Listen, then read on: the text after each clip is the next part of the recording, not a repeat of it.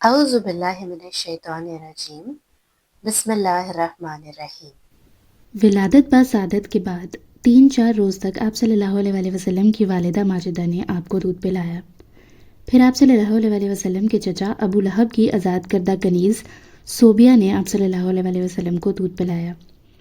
آپ صلی اللہ علیہ وسلم کے چچا ابو لہب کو جب صوبیہ نے آپ کی ولادت با سعادت کی خوشخبری سنائی تو ابو لہب نے اس خوشی میں اسی وقت صوبیہ کو آزاد کر دیا، اور صوبیہ ہی نے آپ صلی اللہ علیہ وسلم کے پیشتر آپ کے سگے چچا حضرت حمزہ رضی اللہ تعالیٰ عنہ کو بھی دودھ پلایا۔ اس لیے حمزہ رضی اللہ تعالیٰ عنہ آپ صلی اللہ علیہ وسلم کے رضائی بھائی ہیں۔ صوبیہ کے اسلام میں علماء کا اختلاف ہے۔ حافظ ابو مندہ نے صوبیہ کو صحابیات میں ذکر کیا ہے۔ نبی اکرم صلی اللہ علیہ وسلم صوبیہ کا بہت اکرام فرماتے تھے۔ حضرت ختیجہ سے نکاح ہو جانے کے بعد صوبیہ آپ صلی اللہ علیہ وسلم کی خدمت میں حاضر ہوا کرتی تھیں۔ ہجرت کے بعد بھی مدینہ منورہ سے آپ صلی اللہ علیہ وسلم صوبیہ کے لیے کبھی ہدیہ بھیجتے۔ جب مکہ مکرمہ فتح ہوا تو آپ صلی اللہ علیہ وسلم نے صوبیہ اور ان کے بیٹے مسروح کو دریافت کیا۔ معلوم ہوا کہ دونوں کا انتقال ہو چکا ہے۔ پھر فرمایا کہ اس کے اقارب میں سے کوئی زندہ ہے تاکہ اس کے ساتھ کچھ سلوک اور احسان فرمائے۔ معلوم ہوا کہ ان کے خویش و اقارب میں سے بھی کوئی زندہ نہیں۔ مرنے کے بعد ابو لہب کو کسی نے خواب میں دیکھا کہ نہایت بری حالت میں ہے۔ پوچھا کہ کیا حال ہے؟ ابو لہب نے کہا کہ میں نے تمہارے بعد کوئی راحت نہیں دیکھی مگر صرف اتنی کہ صوبیہ کے آزاد کرنے کی وجہ سے سر انگشت کی مقدار پانی پلا دیا جاتا ہے، یعنی جس انگلی کے اشارے سے آزاد کیا تھا اسی قدر مجھ کو پانی مل جاتا ہے۔ یہ خواب دیکھنے والے حضرت عباس رضی اللہ تعالیٰ عنہ تھے۔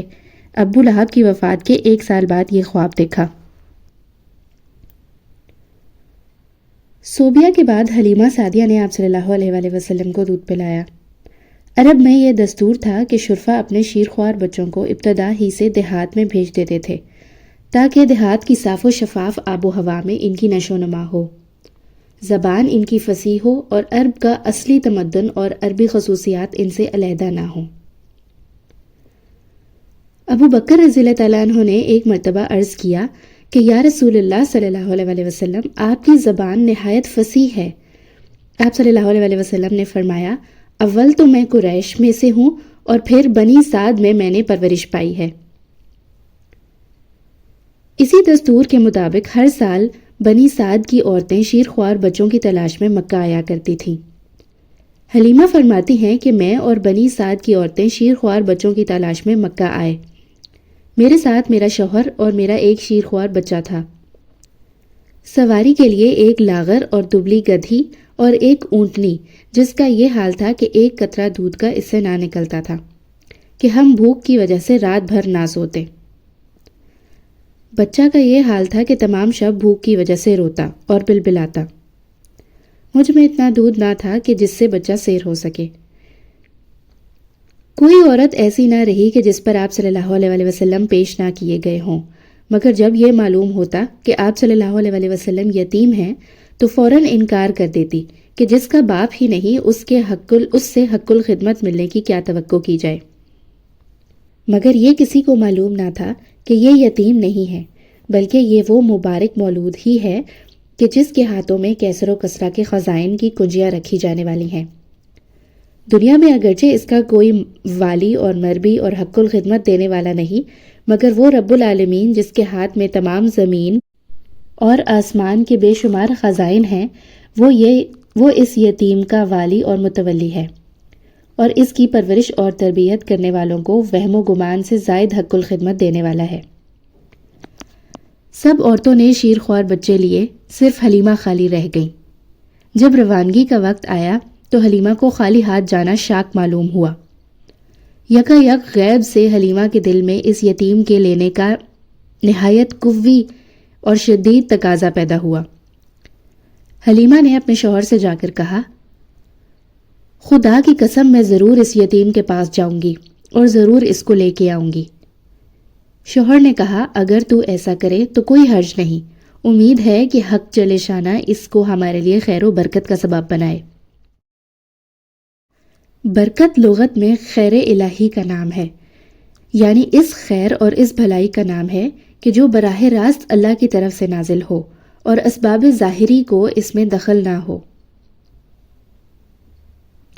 ایک حدیث قدسی میں ہے کہ اللہ تعالیٰ فرماتے ہیں، میرے ساتھ جیسا گمان کرتا ہے میں اسی کے مطابق اس کے ساتھ معاملہ کرتا ہوں۔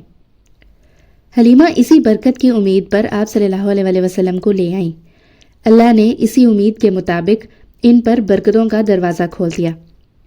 بنی سعد کی اور عورتوں نے مخلوق سے طمع باندھی اور حلیمہ نے خالق سے امید باندھی۔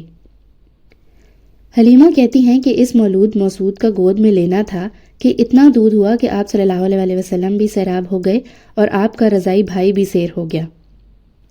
اونٹنی کا دودھ بھی میں نے اور میرے شوہر نے خوب سیر ہو کر پیا۔ رات نہایت آرام سے گزری۔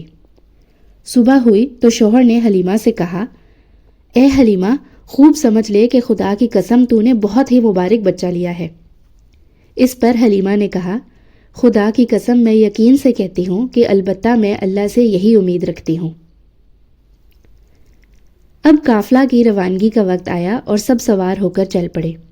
حلیمہ بھی اس مولود موسود کو لے کر سوار ہوئیں۔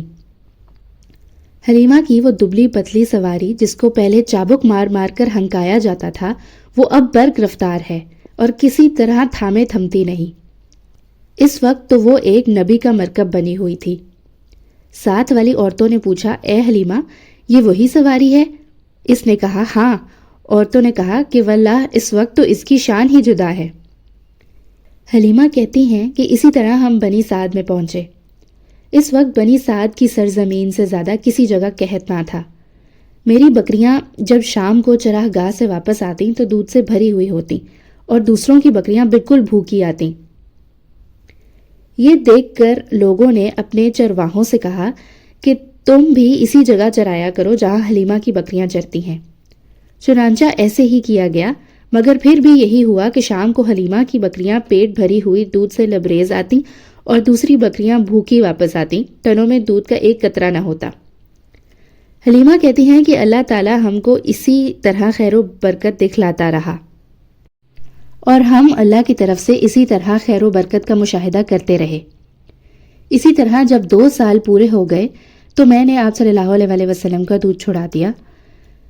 جب 2 سال پورے ہو گئے تو حلیمہ آپ صلی اللہ علیہ وسلم کو لے کر مکہ آئیں تاکہ حضرت آمنہ کی امانت ان کے حوالے کر دیں، مگر آپ کے وجود کی وجہ سے خداوند کی جو برکتیں مبذول تھیں، اس وجہ سے حلیمہ نے حضرت آمنہ سے درخواست کی کہ ان کو اور چند روز میرے پاس ہی چھوڑ دیں۔ ان دنوں میں مکہ میں وبا بھی تھی۔ ادھر حلیمہ کا غیر معمولی اصرار، اس لیے حضرت آمنہ نے حلیمہ کی درخواست منظور کی اور آپ صلی اللہ علیہ وسلم کو ہمراہ لے جانے کی اجازت دی۔ حلیمہ آپ صلی اللہ علیہ وسلم کو لے کر بنی سعد واپس آ گئیں۔ چند ماہ گزرنے کے بعد آپ صلی اللہ علیہ وسلم بھی اپنے رضائی بھائیوں کے ساتھ جنگل میں بکریاں چرانے جانے لگے۔